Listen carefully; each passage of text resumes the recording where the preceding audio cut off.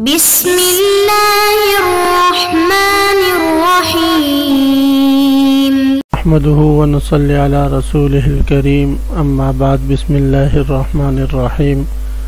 عزیز طلبہ، آج ہم کنز الدقائق حصہ دوم سبق نمبر 161 شروع کر رہے ہیں۔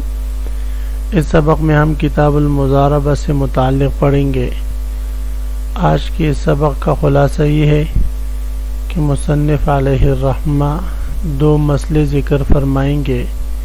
جن کا حاصل یہ ہے کہ مضارب اگر اپنے ذی رحم محرم رشتہ دار کو خریدے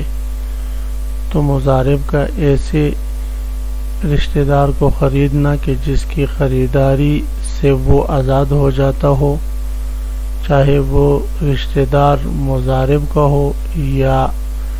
رب المال کا رشتہ دار ہے، تو مضاربت کے طور پر ایسے غلام کو خریدنا جائز ہے یا نہیں، تو اس سے متعلق مصنف علیہ الرحمہ آج کے اس عبارت میں تفصیلاً بتائیں گے۔ عزیز طلبہ، آتے ہیں کتاب کی طرف۔ سب سے پہلا ہم عبارت پڑھتے ہیں: وَلَمْ يَشْتَرِ مَنْ يَعْتِقُ عَلَى الْمَالِكِ أَوْ عَلَيْهِ إِنْ ظَهَرَ رِبْحٌ وضمن إن فعل فإن لم يظهر ربح صح فإن ظهر عتق حظه ولم يضمن لرب المال وسعى المعتق في قيمة نصيب رب المال معه 1000 بالنصف فاشترى به أمة قيمتها 1000 فولدت ولدا يساوي 1000 فادعاه موسى فبلغت قيمته 1500 سعى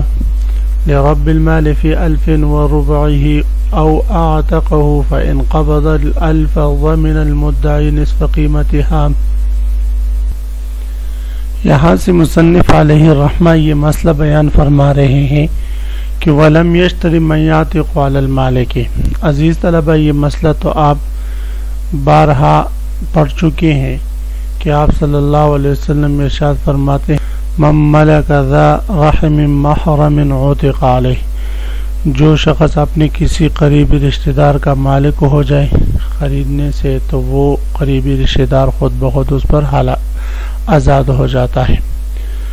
تو فرماتے ہیں کہ مضارب کے لیے اب جائز نہیں ہے کہ وہ ایسے غلام خریدے جو غلام اس کے رب المال کا ذی رحم محرم ہو، اس لیے کہ جب وہ خریدے گا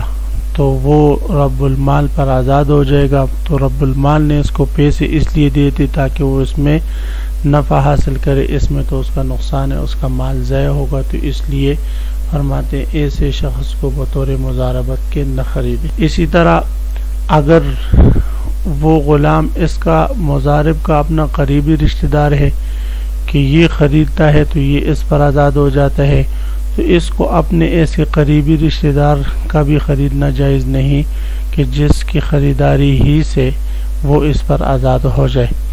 لیکن اپنے قریبی رشتہ دار کی خریداری کی ممانعت اس وقت ہے کہ جب رب المال میں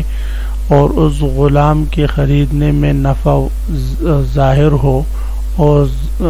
واضح ہو۔ مثلا رأس المال کی مقدار 1000 ہے اور غلام کی قیمت وہ 2000 بنتی ہے اور 1000 میں اس کو ملتا ہے،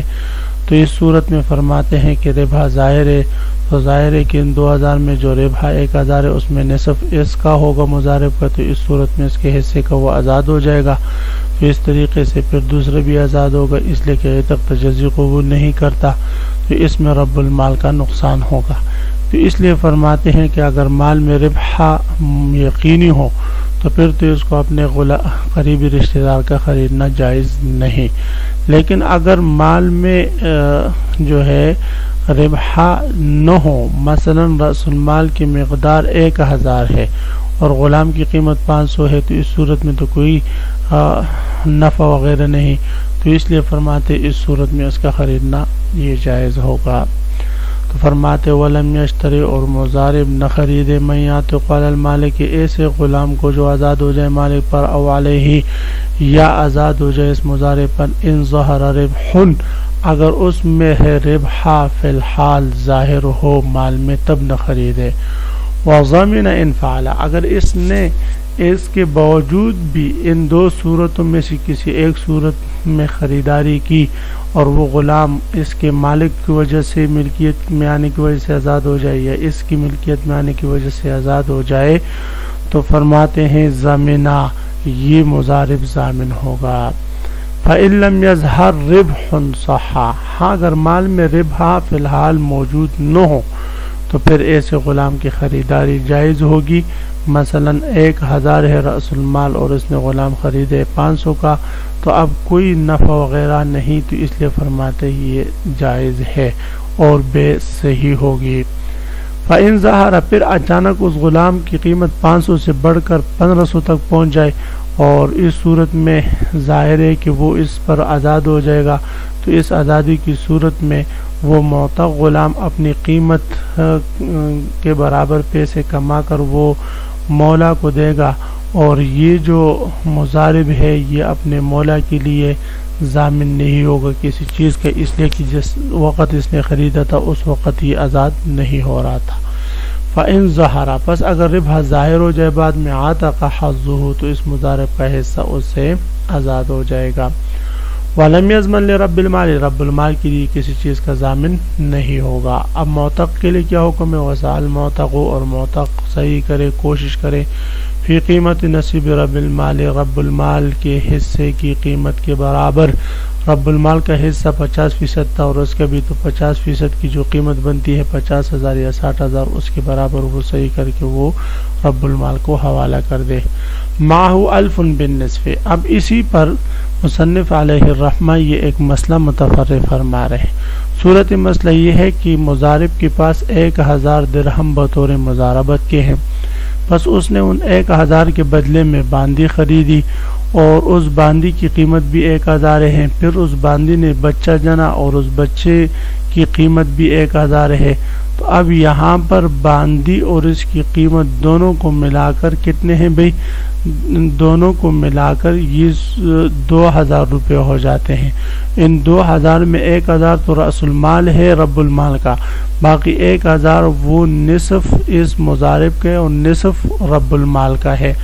تو اب فرماتے ہیں کہ اگر اس مضارب نے دعویٰ کر دیا کہ اس باندی کا جو بچہ ہے یہ میرا ہے، تو فرماتے ہیں وہ باندی کا بچہ کا نسب اسے ثابت ہو جائے گا اور وہ غلام بچہ آزاد ہو جائے گا، اور پھر یہ جو بچہ ہے بعد البلوغت یہ پھر صحیح کرے گا کس کے لیے بھی؟ رب المال کے لیے 1250 درہم کا، 1250 درہم۔ اس کی وجہ یہ ہے کہ یہاں پر 1000 جو ہے وہ تو اس رب المال کے لیے لازم ہے، اور وہ اس کا لزوم اس وجہ سے کہ وہ تو اس کا رأس المال ہے، تو باندی کی قیمت 1000 آپ مقرر کر لے اور بچی کی قیمت 500، تو یہ کل 1500 ہو گیا۔ 1500 میں 250 روپے نفع مضارب کا ہے اور 250 رب المال کا ہے، تو لہذا رب المال کا 1000 تو رأس المال ہوا اور 250 یہ نفع ہوا، 1250 ہوئے، تو لہذا یہ 1250 میں یہ صحیح کرے گا یہ بچہ اور یہ رب المال کو دے گا۔ جی تو فرماتے معاو الفنا کے مضارب کے پاس 1000 روپے ہے بالنصف، مضاربت بالنصف پر یعنی 50% نفع کی تقسیم پر۔ فاشترا بیمتن، پس اس نے اس پیسوں سے باندی خریدی، قیمت الفن جس کی قیمت 1000، فولدت ولدن، پس اس باندی نے بچہ جنا یساوی الفن جس کی قیمت 1000 کے برابر ہے، فدعاہ موسرن، پس دعویٰ کیا مضارب نے اس حال میں کہ وہ مالدار ہو، فبلغت قیمتہ 1500، پس اس کی قیمت پہنچ جائے اس بچی کی قیمت کتنے پر بھئی؟ 1500 میں ساعہ، تو بچہ کوشش کرے رب المال کے فی 1000 و ربعہ 1250 روپے میں، او عتقہ، یا اس نے اس کو آزاد کر دیا ہو، تو اس صورت میں بھی یہی مسئلہ ہوگا۔ فَإِن قَبِضَ الْأَلْفَ ضَمِنَ الْمُدَّعِ نِصْفَ قِیمَتِهَا، اگر رب المال نے 1000 قبضہ کر لیا، 1000 وہ باندی کی قیمت کیا ہے اور 1000 بچے کی قیمت کا ہے، تو اب جو مدعی ہوگا جو بیٹے کی بنوت کا دعویٰ کرے گا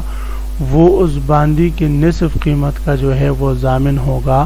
اس لیے کہ باندی کی جو قیمت ہے وہ رہ جائے گی، وہ 1000 ہے تو نصف اس کا ہوگا اور نصف